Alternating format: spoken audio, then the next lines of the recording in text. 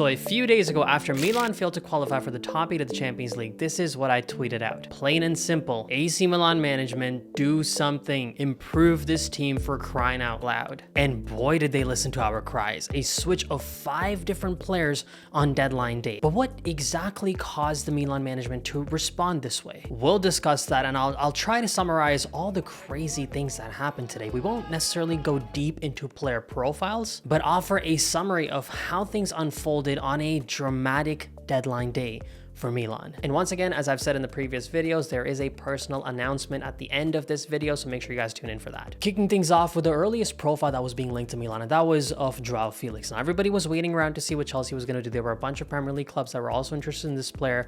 However, Joao Felix himself had always been favoring Milan for a whole host of reasons. I think one of them has to be the fact that the coach of Milan is Sergio Conceição. It's a Portuguese coach. He has a teammate in Rafael Leao playing for Milan, so he wanted to sort of reunite with some of the profiles and some of the people that he's familiar with already. You also have to keep in mind that this guy, in an interview a couple of years ago to UEFA Champions League, he had actually come out and said that when asked what was his favorite team while growing up, he said his team was Milan. At a different point in time, he was asked who was his favorite player while growing up, and he said it was Ricky Kaká and Rui Costa, 2 players that also played for Milan. So it's not just a move that happens to be convenient for the clubs involved. It seems like the player actually felt a genuine connection to this club. So those are things on the emotional side. On the technical side, it seems like it's a loan move. There's still not full clarity as to the amount that Milan is paying for this loan move. It is a dry loan, as I had said in the previous video. I would have preferred if Milan had made a move with an obligation or an option to buy the player. Some reports were saying that Chelsea did prefer an obligation to be attached with it, but I guess Milan didn't really want to commit to a particular number. They first want to see how the player actually plays, because this is going to be an expensive profile. Even if you get him for a cheaper deal, it's still going to cost you a lot of money. So Milan opted with that dry loan. Some numbers are saying that it's around 2 million, 3 million, maybe even 4 million to loan the player, and Milan's going to be covering the player's salary. Now, when it comes to the player himself, we do have to talk about the fact that Joao Felix at one point in time was tipped to be like a future Ballon d'Or winner potentially. He was the young football profile to look at. I think in his first season, he had over 20 goal contributions for Benfica. He won the Portuguese title with them, and it was pretty quickly that he made a blockbuster move. I think the 3rd or the 4th most expensive move ever made for 126 million euros to Atletico Madrid. Things didn't really work out at Atletico Madrid. The jury's out on why things didn't work out, but I think if I were to basically try and summarize it for you, is that, this is a creative player. This is an aggressive player. He's an attacking player, obviously. Some people would criticize him a little bit for not being a player who drops back and helps out a lot in defense. And Diego Simeone's system is such that the defense, from a tactical standpoint, it is very defense-oriented system. And if you have a profile that's not going to be playing as a unit, not helping out back as much, that player is unlikely to fit into that system, for a consistent period of time. He did show flashes of brilliance in Spain, but it just was never consistent enough for him to truly be able to leave his mark on the club. And I think that's one of the criticisms on the player, is that he's constantly been moving from one club to the next. I think this is his 5th different club in a period of 2 years. He was at Atletico Madrid. He then made a move to Chelsea on loan. Then he moved to Barcelona on loan.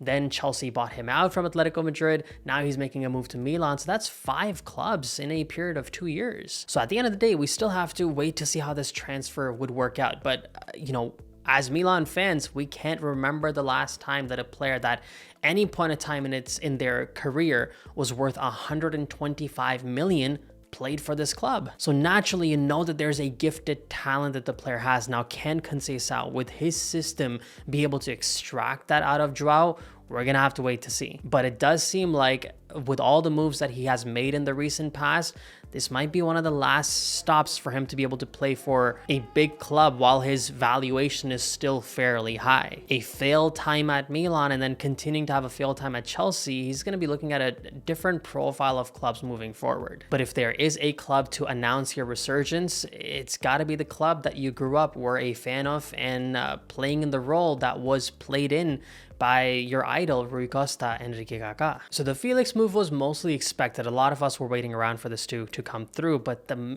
Milan's Mercato sort of went into a tailspin this morning when things started to unfold around Ismail Bennacer. Marseille came and made a loan offer for Bennacer with an option to buy. reportedly they had made a similar offer in the summer transfer window. And not just that, they had made a similar offer in the summer transfer window on the deadline day as well. So it was being said that Milan was a little bit irritated back then. Not irritated, but they just didn't feel like they had enough time to be able to sign a replacement for Bennacer, so they decided to hold on to him. And even today it is being said that they were a little bit frustrated that this club is coming on the last day, making a loan and buy option. They want an obligation, they want a full purchase out if they really want to let the player go. And they also don't have enough time to be able to sign a replacement. And it was irritating Milan even more, the fact that Bennacer was actually pushing for this move to go through. He wanted to leave the club. Now, I don't know if Bennacer falls into that category of players that have been said to not necessarily like the aggressive style of Conceição. What we do know is in the last match against Inter in the derby, Bennacer was taken off at 45 minutes. My first thought was, I was actually thinking, I was like, is he injured? I don't want him to be injured, but the reason to take him off at 45 minutes should be an injury, because we need the guy to keep playing, because I think his replacement eventually was Terracciano to play in that role. But the fact that the coach took him off at 45 minutes, it probably irritated Bennacer. He probably sees the writing on the wall. He hasn't had consistent time at Milan. He's repeatedly been injured, and that has been an issue as fans with Bennacer for us too. But then with Marseille's offer coming in and Bennacer finding an agreement with the club and then pushing Milan to let him go, that is reportedly something that irritated the management, but they swiftly went into action. They went into the old profile that Milan was considering in the beginning of the winter transfer window in Warren Bondo. Eventually, Milan decided that, okay, you know what, we're going to let him go. We're going to find our replacement. Bennacer goes to Olympique Marseille. He has gone for a loan, I think, of €1 million, a loan fee. And then there is a buy-in of a buy option of €12 million with $3 million in add-ons. The part about this that really does bother me is that at one point in time, Bennacer's evaluation in the market was about €50 million. I believe Liverpool was interested in the player. There were clubs from Saudi Arabia that were interested in the player. And Milan did not, at that point in time, I guess an agreement couldn't be found. Maybe, I'm not going to blame this on the management, but basically a deal wasn't found. And the player never made a move. But during that period of time, his evaluation has only dropped, and the player's utility for the club has been almost non-existent. He hasn't played consistent playtime, and he's mostly been injured. So this is a profile that Milan could have cashed out on maybe a year and a half, 2 years ago, and reinvested it back into the club. Now, obviously, these guys don't have a crystal ball. They couldn't have predicted this would have happened, but it's just one of those things. You feel like it was a missed chance. Milan could have cashed out on him a little bit earlier, because at this point in time, they're only really getting all the way from €50 million to €15 million for Isma. Now, soon after the Bennacer situation unfolded, as I said, Milan's management started looking at other profiles. It was being reported that Brian Cristante of Roma was being sort of pushed by his agent to Milan, but instead, the Rossoneri decided to go with Warren Bondo, a profile they had been looking at earlier in the winter transfer window. And to be fair, if you do look at the profile of Bondo himself, you watch him play for Monza, he has some similar characteristics to Bennacer. He is also a box-to-box midfielder.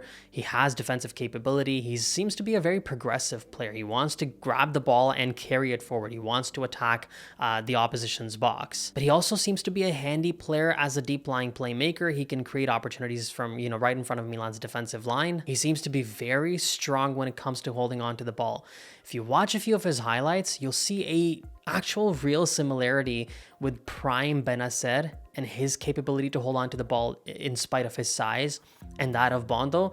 They have some very similar features in the way that they play. The difference is Bondo is significantly younger. Milan's going to be signing him for a fee of reportedly €10 million. Now, it's not like Bennacer is too old. He's also 27 years old. Bondo, I believe, is 21 years old. But you have a player that is likely to be fitter than Bennacer, is not going to have consistent injury issues. So it's one of those deals where a player like, if Bennacer wanted to leave, Milan had to sign somebody. Bondo seems like a pretty good profile to bring at that price point, at that age, with that much Serie A experience. And soon after the Bennacer and Bondo situation started to unfold, Milan's deal for Bondo wasn't quite complete at that point in time when reports started to come out that Napoli wants Noah Okafor, which is bizarre. He's a good quality player. There's no question about his potential as a left winger, but for him to be the replacement of Kavica Kvaratskhelia with all the money that Napoli got, and the fact that they're fighting for the Scudetto this year, that's the guy they're going to be relying on their left wing. They had profiles that were being linked to them that were worth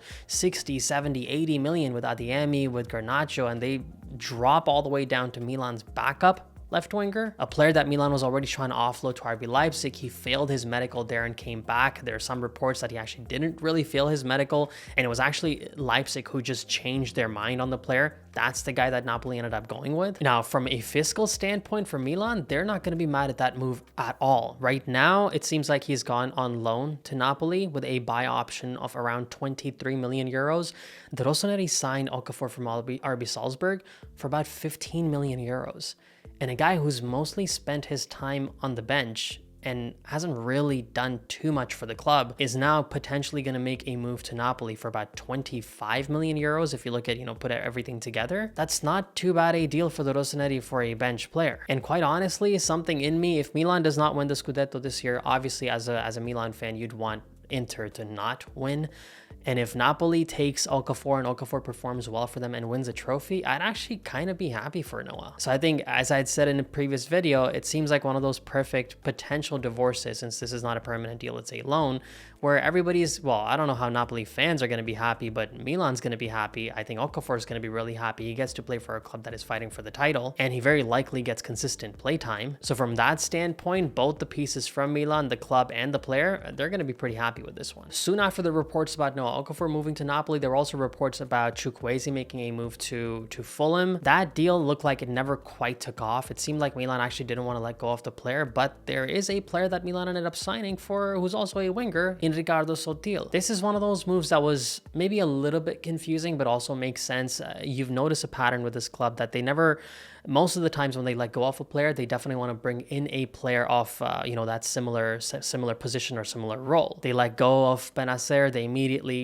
found a player like Bondo, even though you could argue that Milan's midfield feels a little bit lighter, especially now that Bennacer is also gone. You would have hoped for an addition of just Bondo and not letting go of Bennacer, but here you've had a basic swap for that particular position.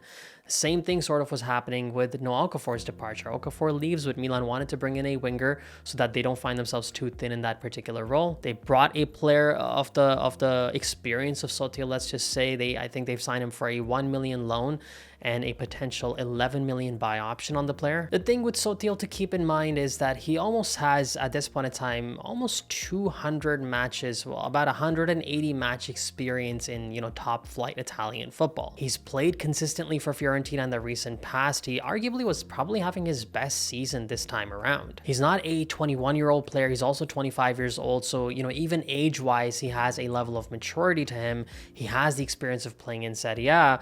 He's, obviously going to be a backup option. So you get the sense that this is one of those moves that, they just needed a replacement for Okafor. And they also probably wanted to fill in that Italian profile too for those quotas. With the departure of Davide Calabria, they probably wanted to bring in somebody who was also Italian, and Riccardo Sottil seems to be that player. So these moves do seem to come from a fairly smart place. Now, the criticism of the Milan management that these are a little, not a little too late, but these are moves that should have been made in the summer transfer window. Why do we wait all the way till the winter transfer window? I think that is definitely a fair complaint, but it's one of those things where it's like, the quality of the players like Joao Felix, Santiago Jimenez, Kyle Walker's experience, the youth of Bondo, you also have Riccardo Sottil playing for you now. These are sort of the additions that we're hoping for, and I think the main part to keep in mind here is that, as I said in the beginning of the video, is how come they suddenly made a decision to do these, get these players in and make these transfers. I think at the core of it, when Milan didn't make the top 8 in the Champions League, I don't know if they ever had an expectation that they would make top 8, but when they lost the top 8 spot on the final match day, they realized that they lost out on 17 million euros. The club could have pulled in 24 million euros by just going into top 8, but instead they ended up losing 17 million and they only pocketed about 7.5 million. I think to the club, from a financial standpoint, that was a wake-up call, because sitting not in the top 4 right now, not in the top 5 right now, Milan is not guaranteed Champions League football next season. And losing out on Champions League football, guys, at this point in time, for the entirety of your season, if you have a deep run, could be a prospect of over 100 million euros. So for the club, they probably saw that, hey, we're going to lose out on a lot of money if we don't make top 4. We need to revamp the squad right now, give the coach the pieces that he wants, let the players that don't want to be here like Bennacer, like Alvaro Morata go, and spend some money to get the right profiles. Because if we don't spend now, we're going to have even less to spend next season, and we're going to make significantly less in our revenue. So keep in mind, with the signing of Santiago Jimenez, that's the only one that is worth over 30 million. I don't know how Warren Bondo's payments are going to be, but that's going to be about 10 million. Kyle Walker, Sottil, Joao, Felix, these are all pretty much loans that are going to be fairly inexpensive, not going to cost you anything more than about 5 million euros. So they opted to spend about 40 million euros in this winter transfer window so that they don't lose out on a potential 100 million plus in next season. And that's why any complaint from a Milan fan that these were more reactionary decisions made by the club and not proactive moves that should have been executed last summer, that would be a fair critique. But I think we do have to say this, it's one of those things, guys. It's better late than never. These are some of the pieces. They still don't have all the pieces that they need, but these are definitely some of the pieces that should help this team, go to a slightly higher level. And it's going to make for a really exciting end to this season where Milan clearly at this point in time is going to be fighting for top 4, top 5, but that race with these profiles included, with Joao, Felix now coming off your bench, these transfers are now going to make the time till the end of the season really freaking exciting. And once again, as I've already mentioned in a few videos, I will be going overseas from about February 10th till March 10th. So for that 1 month period, I'll probably not be making as many videos, maybe 1 or 2 here and there during that period of time. I'm not going to leave you guys hanging. There's going to be content coming out from the channel. It's going to be guest content creators that are going to be popping in and creating videos for you guys to keep you entertained. You're going to see different perspectives, not just my take on these things. It's going to be people with totally different mindsets towards Milan, the management, and how the team is playing that you're going to get to experience. So make sure if you haven't already, click the subscribe button, follow me on Instagram, Twitter, and on TikTok at FootballKush. And as always from my side, Forza Milan. Grazie mille, ciao tutti. Did you know Benito Mussolini put an end to the existence of Inter Milan? And the only reason why AC Milan is called what it is because of the fascist leader? What led to the breakup of AC Milan and Inter Milan in that restaurant behind the Duomo is fascinating in itself. But what is even more fascinating